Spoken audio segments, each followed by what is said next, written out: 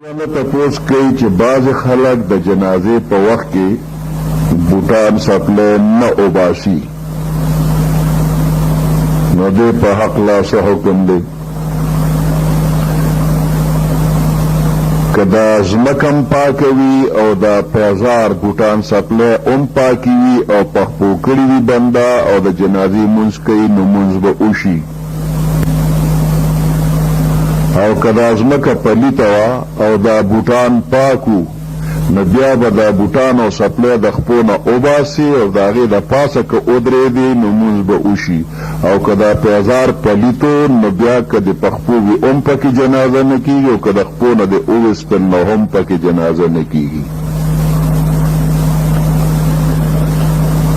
بل بنده سوال کوي چې د مانځه په وخت کې ټوپې نه وي، هغه رومال چې بنده پې پوزه پاکوي هغه په سر باندې واچوي،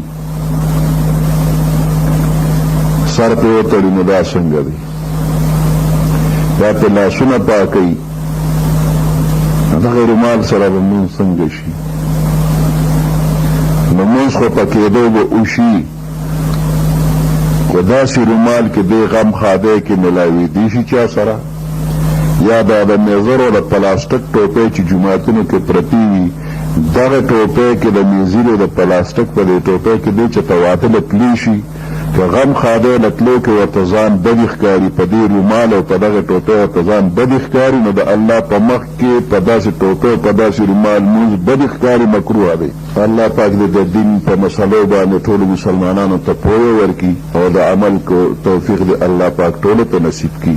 سبحان ربك رب العزة عما يصفون وسلام على المرسلين والحمد لله رب العالمين. نورزن کو دا بتا سره 400 زوړ بازار کې د امجد ترکان سره ملایږي، موبایل نمبر 0312747699. تاسو کوي چې په نورو خلکو پورې ټوکې کول، خندا کول او مسخره کول څنګه دي؟ چا پورې ټوکې مسخرې کول او هغه ته سپک کتل، په هغه کې عیبونه لټول، او چا پورې خندا کول دې ته استهزا وایي، او د دې نه قرآن پاک کې منع راغلی ده. سورة الحجرات کې الله پاک فرمایي يا أيها الذين آمنوا لا يسخر قوم من قوم عسى أن يكونوا خيرا منهم ولا نساء من نساء عسى أن يكن خيرا منهن.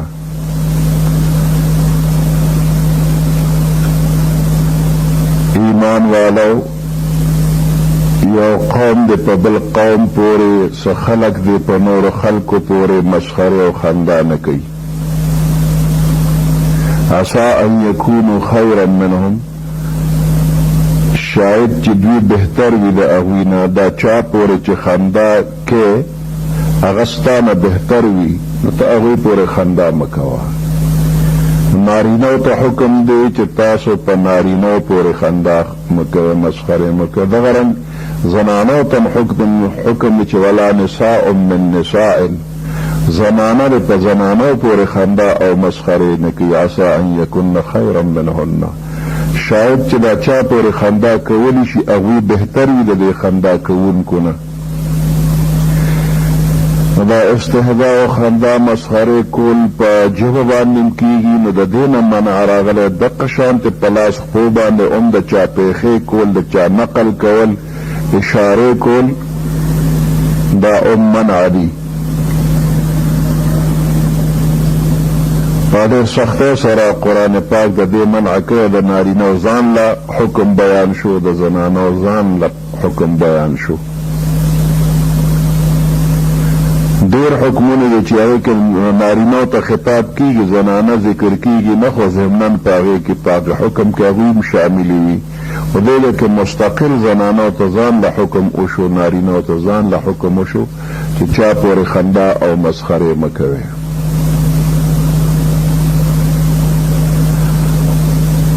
په کم بنده پورې چې څوک خندا وکړي نو شاید چې د مرګ نه مخکې دغه بنده پورې نور خلک خندا وکړي، دغه بدل ته نه واغشتی شي، نو هیڅ چا پورې خندا مسخرې کول جایز نه دي.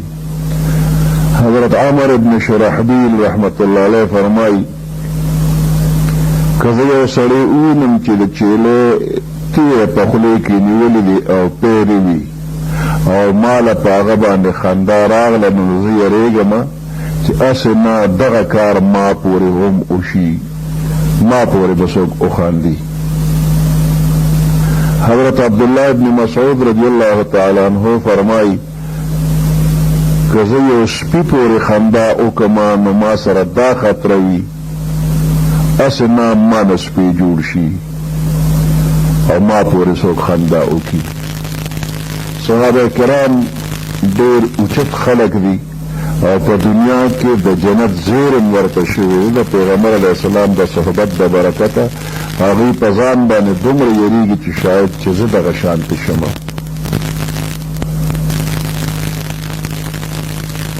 ابو هریره رضی الله تعالی عنه فرمایي چې پیغمبر علیه السلام فرمایي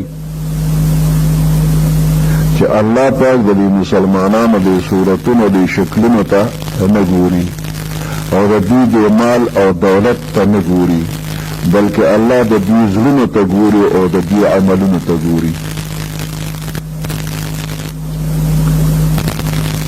د حدیث نه یو ضابطه او قانون معلومیږي چې د یو بنده په معامله کې د هغه ظاهري حال ته چې وګورې نو قطعي حکم مه کوه. شاید چې د ده ظاهري اعمال او افعال موږ یې ډېر ښه وګڼو خو د ده باطني حال د زړه کیفیت هغه الله ته معلوم دی. دارنګ د یو سړي ظاهري حال او عمل بد کیدی شي خو که باطني حالات او د زړه کیفیت هغه د بدو عملونو کفاره جوړ شي دی د الله په نزد باندې ښه شي. نو د چا بد حال یا ښه حال باندې فیصله مه کوه، چاته سپک مه ګوره. هر بنده د ځان نه اوچت ګڼه، د ځان نه ښه ګڼه. که ته د بل عیبونه لټې او اشارې ورته کې نو په تا کې ډېر عیبونه د خلکو نظرونه به الله تا ته راواړي او ستا عیبونه به هم ښکاره شي. نو هېڅ چا پورې خندا او مسخره پکار نه ده. څوک چې په بل پورې خندا کوي دی به په خپل کور کې رسوا شي او د خندا به شي. نو دې وجې نه بل چا پورې خندا مسخره کول جایز نه دي. بل بنده تپوس کوي چې افواه خورول څنګه دي. دا دروغو خبرې بلا تحقیق خبرې خورول جایز نه دي. بلا تحقیق یو خبره دی واورېدله او بل ته یې رسې شاید چې دغه خبره د دروغو وي نو چې چا تا ته کړی هغه هم دروغجن، اوس چې ته مخکې لګیا شي نو ته به هم دروغ وایې. بل چې کله د بهر نه څه خبر را ورسېږي نو هوښیارو خلکو سره په هغې کې لږ مشوره وکړه چې دا خبره ما اورېدلې ده نو دې خورول پکار دي که نه دا پټول پکار دي. نو چې د هوښیارو خلکو په مشوره باندې یو خبره بیا خوروې نو شاید چې هغې کې درته خیر ورسېږي.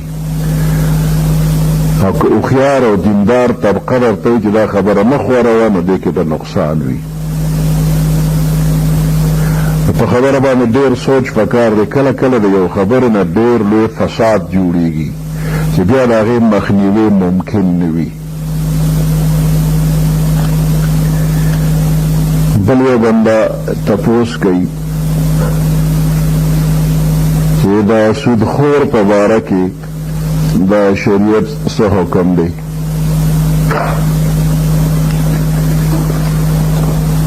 نو سود یو عظیمه ګناه ده، یو ډېر لوی جرم دی او په قرآن او په حدیث کې شوی دی. پیغمبر علیه السلام فرمایي چې اوه مهلک څیزونه دي د هغې نه ځان بچ کړه. مهلک هلاکوونکي. صحابه کرام تپوس کوي چې یا رسول الله صلی الله علیه وسلم هغه هلاکونکي مهلک څیزونه څه دي؟ نو پیغمبر علیه السلام وفرمایل چې د الله سره په عبادت کې یا د الله په خاص صفتونو کې غیر الله شریکول، دا یو.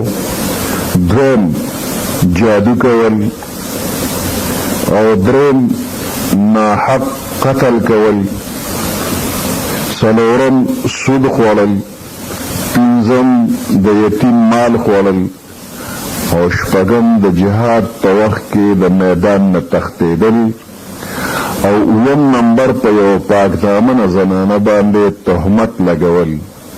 دا اووه څیزونه مهلکات دي، هلاکونکي. پیغمبر علیه السلام فرمایي چې ما نن شپه دوه سړي ولیدل چې ما له راغلل، او زه بیت المقدس پورې بوتلم. بیا موږ مخکې لاړو، د وینې یو دریاب دی چې په هغې کې یو سړی ولاړ دی، دویم سړی د دې دریاب په غاړه ولاړ دی. چې دا سړی د دې دریاب نه بهر راوځي،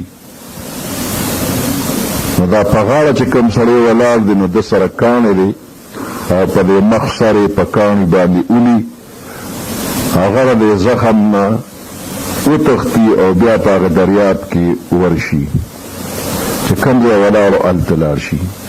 بیا د وتلو اراده کوي، نو دا د غاړې سړی بیا په کاڼي باندې اولي، همدقه معامله ورسره کوي.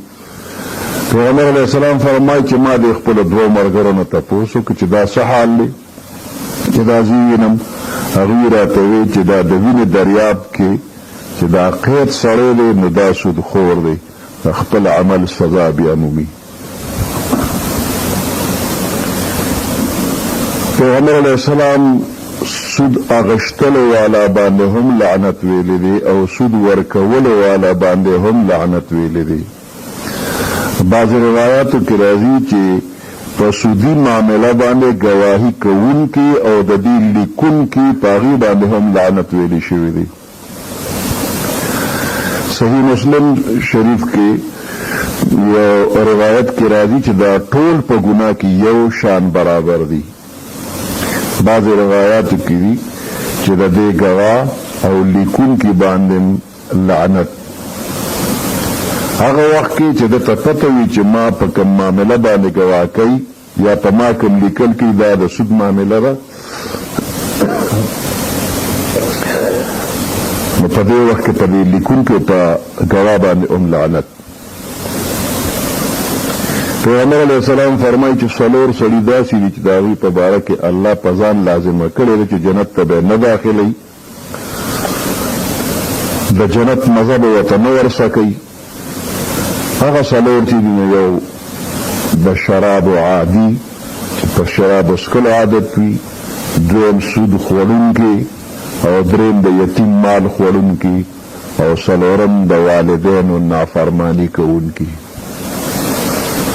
پیغمبر علیه السلام فرمایي چې کوم بنده سود خوري، د سود 1 روپۍ خوري، لکه 36 کرتې بدکاري یې کړې، د هغې د سخت ګناهګار دی.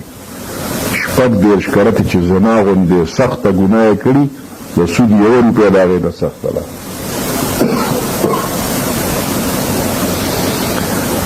بعضې روایاتو کې دي چې کومه غوښه په مال حرام باندې جوړه شوله، د هغې لپاره اور ډېر مستحق دی، د جهنم اور. او بعضې روایاتو کې چې د مسلمان بې عزتي کول دا د سود نه زیاته سخته ګناه ده.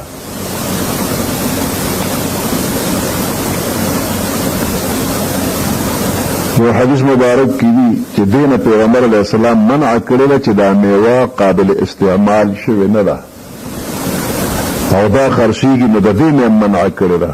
دې باغونو کې چې کومه میوه لا قابل استعمال نه ده او دا خرڅولی شي، د دې نه منع راغلې ده. بیا فرمایي چې په یو کلي کې بدکاري شروع شي او د سود کاروبار خور شي، دې خلکو د الله تعالی عذاب له په ځان باندې دعوت ورکوه. بل حدیث کې چې پیغمبر علیه السلام فرمایي چې په یو قوم کې لین دین د سود شروع شي الله تعالی په هغوی باندې ګراني مسلط کی او په یو قوم کې چې رشوت عام شي نو د دشمنانو روب او غلبه په غالب شي. پیغمبر علیه السلام فرمایي چې شب معراج کې اووم اسمان ته ورسېدو نو برا رعد و برق د اوریس کې چې دا ګړز ګلوز او پړق پړق کېږي دا هم ولیدل. بیا په یو داسې قوم باندې موږ تېرېدو چې د هغوی خېټې د رهایشي مکاناتو عمره غټې غټې پړسېدلې وې او په هغې کې ماران لړمانانو چې د بهر نه ښکارېدل. ما د جبرائیل علیه السلام نه تپوس وکړ چې دا کم خلک دي؟ راته یې وویل چې دا سودخواره دي. پیغمبر علیہ السلام عوف ابن مالک رضی اللہ تعالیٰ عنہ ته فرمایل چې د دې ګناهونو نه ځان بچ کا، کومه چې معاف کیږي نه، د کومو ګناهونو چې معافي نه کیږي هغې نه ځان بچ کا. یو په هغې کې مال غنیمت کې غلا کول، دویم سود خوړل. پیغمبر علیہ السلام فرمایي چې کم بنده ته تا قرض ورکړی دی نو د هغه نه هدیه او ډالۍ مه قبلوه، هسې نه چې دا دغه قرض په عوض کې تاله ډالۍ راشي.